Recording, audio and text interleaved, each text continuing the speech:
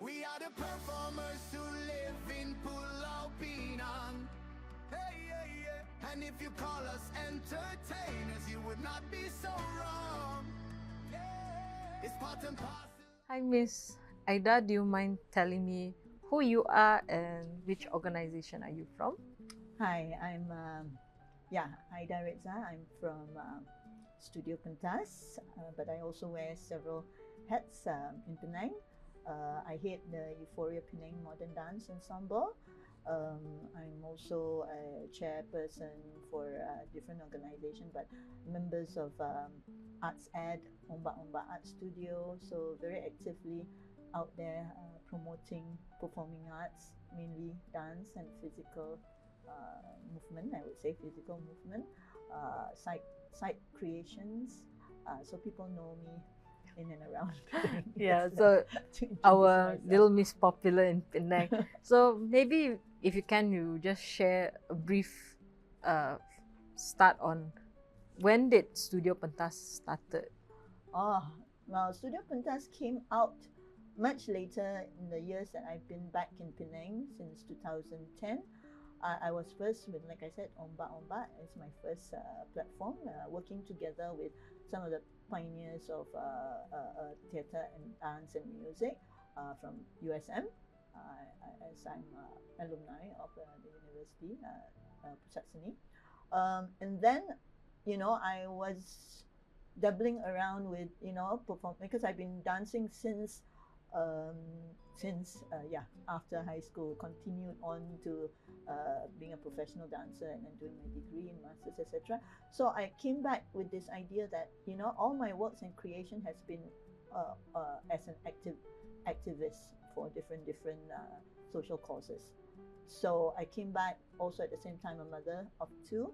I wanted to kind of see how to merge activism and creativity and arts, but coming from the perspective of working with an NGO organization. So it was many years before I decided, I want to go back into performance and teaching, and then Euphoria came up, and I still didn't want to open my own space or studio. And rarely do I set up a company saying it's Aida Redza Dance Company. I try to avoid that. So Studio Pentas is just a start-up. Okay, I'm going to start to teach. I'm going to start to brand myself a little bit more. It came in 2018, right before COVID, nearly before COVID came.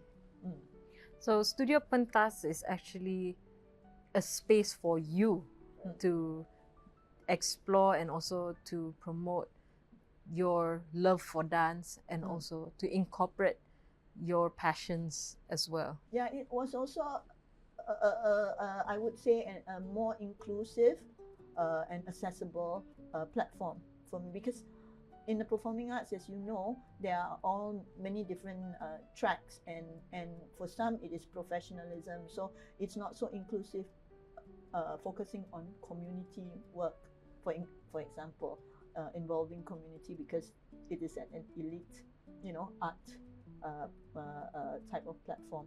So Studio Pentas for me is a space where I can still do my activism and still dance at the same time. Yeah. I can see that. So I think I don't need to ask the mission, because what you're saying is the mission. Now I want to ask that, how is the Studio Pentas being the organizer for the Penang Heritage Arts Festival? Where do they position themselves? Where do you position yourself in this? Yeah.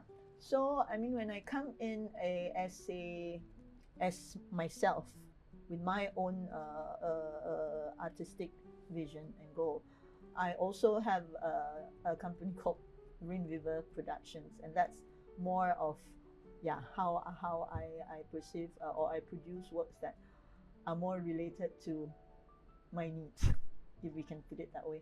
As I said, Studio Pentas is more community. Sometimes it hasn't reached the point yet, but I like to take it further to socially engaged type of works, where dance really engage with the people and created with the people. which is very different. Yeah. Wind River, you train performers and artists. So like I said, I'm trying to merge it. And so where do I place Studio Pentas? I guess because I still want to show at Heritage Arts Festival, because arts has always been communal. It came from the community before it became a stage or touristic productions, right? Yes. It became touristic because we needed to make money economically. Now with the economic creative, all this discussion, but it came from the people. And somehow the people got left behind and it became stage productions, right?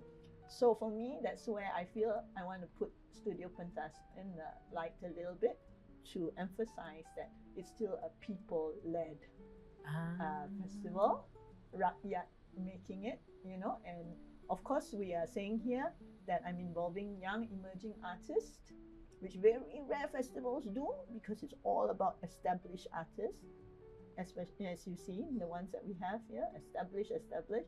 But the emerging artists who are still working with people, are still feeling their roots and, you know, discovering themselves, they don't have many platforms. And so as Studio Pentas is to nurture both the young and established emerging, to meet, to create a platform for intergenerational exchange and dialogue. That's why Studio Pentas is instead of my Wind River. Understood. So maybe we can just give a brief one. What are the dance productions are you going to bring under Studio Pentas for Penang Heritage Arts Festival? SETAMPUK Pinang is the program for dance at the Penang Heritage Arts Festival. It will highlight two programs, NARTANA and SASANAKALA. NARTANA is a program where we emphasize intergenerational dialogue and exchange, where we bring emerging artists and traditional bearers talking and in exchange to create ideas for their new works. Nartana just means dance. It's about gerak, warisan, dan masa. Sasanakala is a full dance program presented by 4 dance companies that are very current today and established in Penang. Garis Sumayau, Pentas Tari, Wind River Productions, and featuring Euphoria Penang Modern Dance Ensemble. It's happening May 9 and 10th at the Bangunan UAB, and what they will be exploring are fragments, residue, and trace of their heritage. It's something exciting because we have a lot of festivals, but it has not focused deeply on local, young, established, as well as emerging artists. And we said this is first year. There are not many, as we can see, Penang, in terms of dance. There are not many of us because they've all gone to KL, they've all gone abroad, and therefore we need to question why. Because there's no platforms such as this to give them, you know, the need to stay on. And who are we showing it to? We have to build our audience. There's no audience, and there isn't a reason to stay on for them. So here, as I said, many years have passed. After COVID, before COVID, we've not had a Heritage Arts Festival for contemporary artists. Yeah? Yes. Okay. So basically, you are actually closing the gaps on this, right? So maybe you want to share, like, what is the dance style for these 2 tracks? Just share a little bit on what is the dance style. Is it classical? Is it contemporary? Yeah, I would say, well, if I want to be put it easier, it's made by contemporary artists, but the works for me should be new creations or new dance creations. I feel that is more suitable because if you can see, if you read a little bit on the content, the people that I'm asking, their background are all rooted in traditional training. They're either classical Indian Bharatanatyam dancers, they're Malay traditional dancers and choreographers, and also Chinese. So they've learned the cultural forms. They're quite, in that sense, knowledgeable on their traditions. But here, based on their training, they have to come out and take a modern eye into a research. And here I can name a few. One group is looking at plantation, Indian plantation songs, Indian workers' songs, that many have forgotten, and there's that, you know, if it's not documented, nobody knows about it. So she's actually Lavinia Kalia and Deva, as well as Kausi.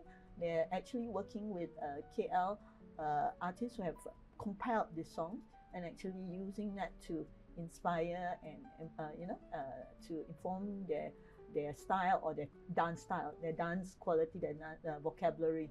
So we can say, if you say, is it cultural? Is it traditional? No, it is contemporary. And the contemporary is rooted in the study of that song and how it informs them. Yeah, so you can't say, oh, are you doing jazz, for example? Are you doing Chinese dance? No, it is a new dance creation. We need to create cultures that is evolving. That really expresses what Penang is like today, evolving. Okay. So for those who are interested in the contemporary arts and dance lovers, do come for the workshops and also experience this cultural contemporary art form during the Penang Heritage Art Festival. We'll see you there May 1st, 2nd, 3rd and May 8, 9, 10. We'll see you there.